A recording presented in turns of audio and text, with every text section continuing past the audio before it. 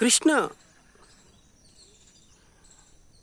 जब अर्जुन को कह रहे हैं कि अर्जुन, पितामह भीष्म और आचार्य द्रोण को अब तुम बड़े गौर से देखो,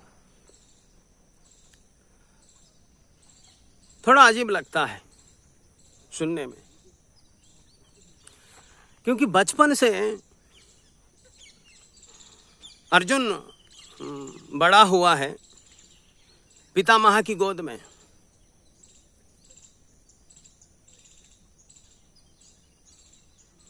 और बचपन से उन्होंने शिक्षा पाई है आचार्य द्रोण से।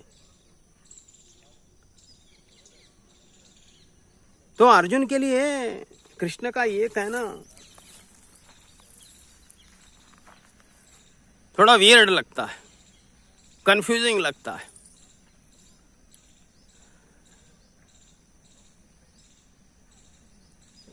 लेकिन यहां पर कृष्ण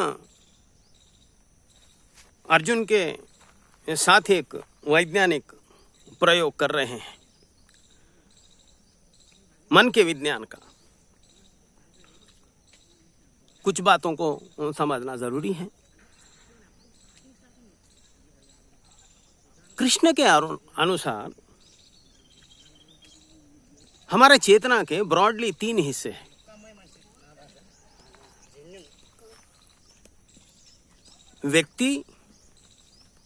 व्यक्तित्व और साक्षी का भाव।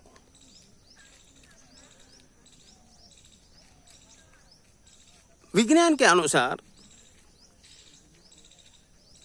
इसका अर्थ ये होता है कि हमारे ब्रेन के फंक्शन करने के मोटे मोटे 3 विभाग हैं। एक विभाग है डाटा प्रोसेसिंग का, जो भी हमारे इंद्रिय इंफॉर्मेशन देते हैं ब्रेन को, वो उसको प्रोसेस करता है, मेमोरी का कोश। दूसरा है आईक्यू लेवल्स, यानी इंटेलेक्ट का विभाग, जो हमारा बोध है, जो हमारी समझ है, इंटेलेक्ट। अब तीसरा और महत्वपूर्ण हिस्सा है ब्रेन का, कृष्ण कहते हैं वो हिस्सा ब्रेन का खुला हुआ है और ये हिरण्यगर्भ यानी यूनिवर्सल माइंड से जुड़ा हुआ है। भले ये हमारा शरीर का हिस्सा है, लेकिन हमारा ब्रेन इस भाग से अस्तित्व से जुड़ा हुआ है। तो यूनिवर्सल माइंड और यूनि माइंड हमारे समझ के लिए अलग अलग है, लेकिन हकीकत में दोनों एक ही है। इस भाग को कृष्ण कहते हैं साक्षी, दृष्टा, the observing consciousness, witnessing consciousness, जिसे कृष्णमूर्ति कहते हैं। अब जहां तक विज्ञान का सवाल है, इस पर बहुत खोज हुई न्यूरोलॉजिस्ट की, साइकोलॉजिस्ट की और न्यूरोसाइकोलॉजिस्ट की। न्यूरोलॉजिस्ट और न्यूरोसाइकोलॉजिस्ट में इस बात पर मतभेद है। कुछ न्यूरोलॉजिस्ट, न्यूरोसाइकोलॉजिस्ट इस साक्षी के तत्व को मानते हैं और उनका ये कहना है कि विज्ञान की जितनी भी खोज है, भौतिक विज्ञान की, साइकोलॉजी की, न्यूरोलॉजी की, न्यूरोसाइकोलॉजी की, वो बिना साक्षी भाव के उस खोज का कोई मतलब नहीं है।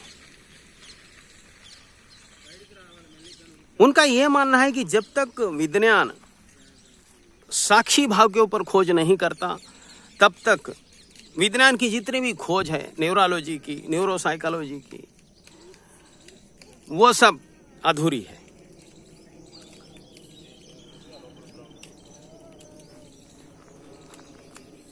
इसी विज्ञान से जुड़ा हुआ एक अनूठा प्रयोग अब कृष्ण अर्जुन के साथ कर रहे हैं।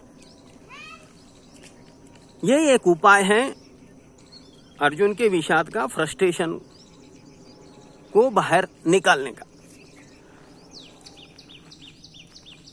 कृष्ण कह रहे हैं जब हम किसी व्यक्ति के साथ या किसी वस्तु के साथ जब हम संबंध बनाते हैं, तब हम वो नहीं देखते जो हकीकत में वो व्यक्ति है और जो हकीकत में वो वस्तु है। यानी हम रियलिटी को नहीं देखते। फिर हम क्या देखते हैं उस व्यक्ति में, उस वस्तु में? कृष्ण कहते हैं जैसे ही हम किसी व्यक्ति को या वस्तु को कहते हैं मैं और मेरा, इसका अर्थ ये होता कि हम अपने माइंड को कंडीशनड बना दिया है। अब हमारा माइंड जो भी देखेगा उस कंडीशन के आधार पर ही देखेगा। जैसे कि अब भीष्म है, पितामह भीष्म। अर्जुन कहता है ये मेरे दादा है, ये मेरे पितामह है, और उनके प्रति उसने एक धारणा बनाई, उनके आदर्श। फिर आचार्य द्रोण है, अर्जुन कहता है ये मेरे गुरु है। तो अर्जुन ने एक कंडीशन बनाया अपने माइंड में आचार्य द्रोण के प्रति। अब उसकी एक धारणा बनी, ये आचार्य है, मेरे गुरु है,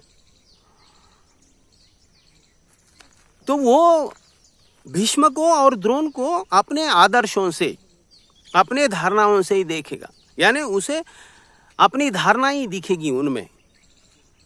रियलिटी में, एक्चुअलिटी में भीष्म क्या है, द्रोण क्या है, ये उसे नहीं दिखेगा। इसलिए जब हम अपने व्यक्ति को या अपने वस्तु को कोई क्रिटिसाइज करता है, कोई गलत बोलता है, तो हम हिंसा में उतर जाते हैं।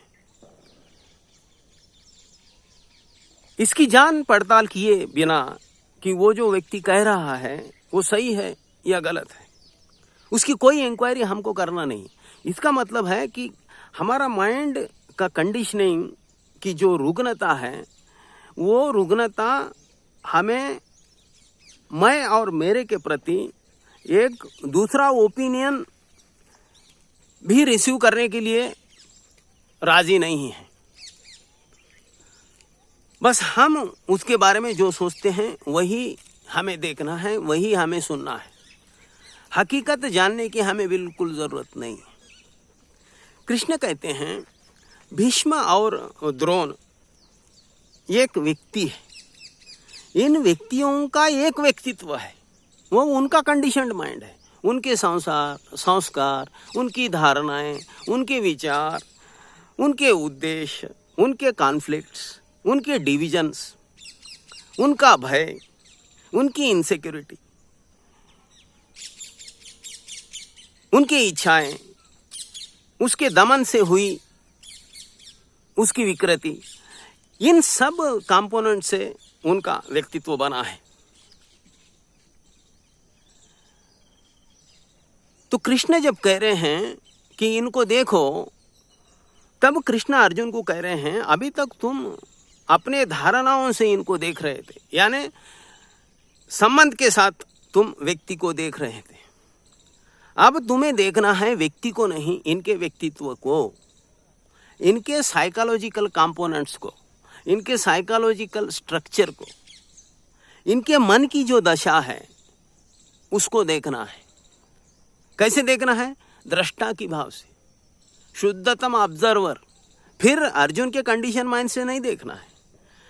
पहले क्या होता था, अर्जुन का कंडीशनड माइंड व्यक्ति को देखता था, व्यक्तित्व को नहीं देखता था, और जो भी देखता था अपने कंडीशनड माइंड की, अपने धारणाओं की परिछाई ही देखता था, वही देखना पसंद करता था। अब कृष्ण कह रहे हैं कि तुम्हारे कंडीशनड माइंड को मैं और मेरे को बाजू में रखकर वैज्ञानिक दृष्टिकोण से, साक्षी के भाव से, एक ऑब्जर्वर की तरह, एक वैज्ञानिक की तरह भीष्म और द्रोण के व्यक्तित्व को देखो, व्यक्ति को नहीं। अब तुम्हारे संबंध नहीं रहे, संबंध से मत देखो। शुद्धतम एक वैज्ञानिक मन को, उसके कंपोनेंट्स को जैसे देखना चाहिए वैसा देखो।